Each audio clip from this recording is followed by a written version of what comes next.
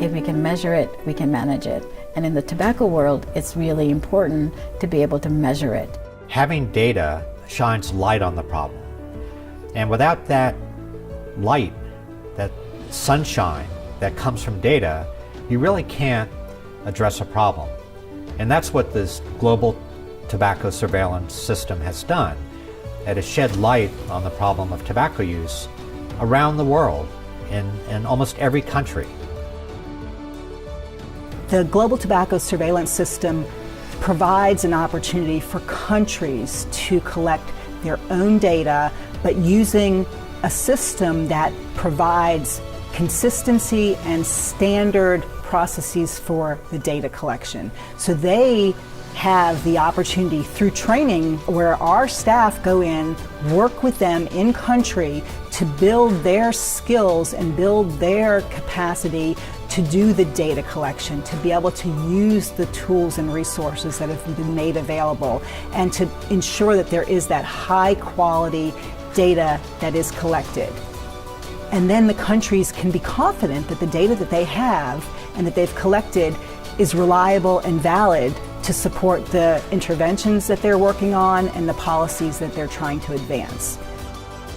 GYTS, also known as the Global Youth Tobacco Survey, focuses on kids who are enrolled in schools and they're 13 to 15 years of age, and we want to find out what's happening in terms of tobacco use and the different kinds of products they're using and what is going on in terms of their exposure to tobacco advertisements.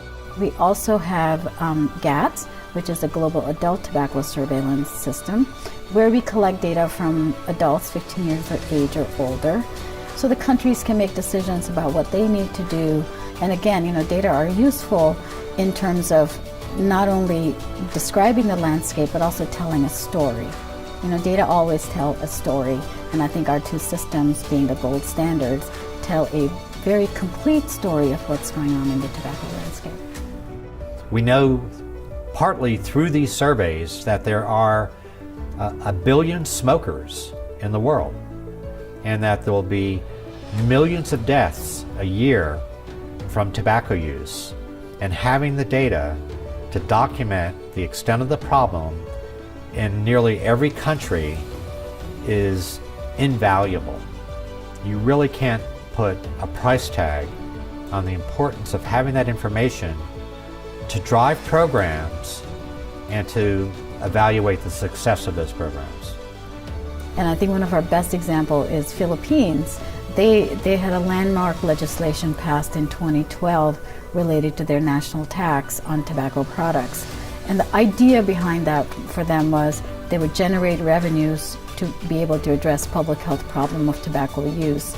And the data from GATS, they did 2 waves of data, showed that their programs and their policies have been quite effective in reducing tobacco use.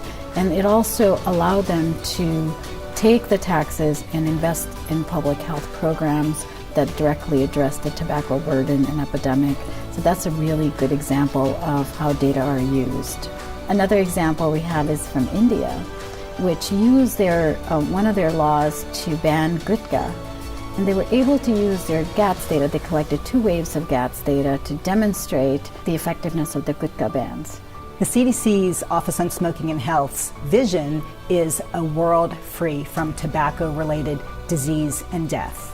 If we're going to achieve the kinds of goals that we've set for ourselves, we really need to continue to work to put into place the strategies and the interventions that we know work to prevent tobacco use. We're very confident that our data will be very useful, and again, if we can measure it, we can do something about it. And what GTSS does, it allows us to measure at any given time what's going on.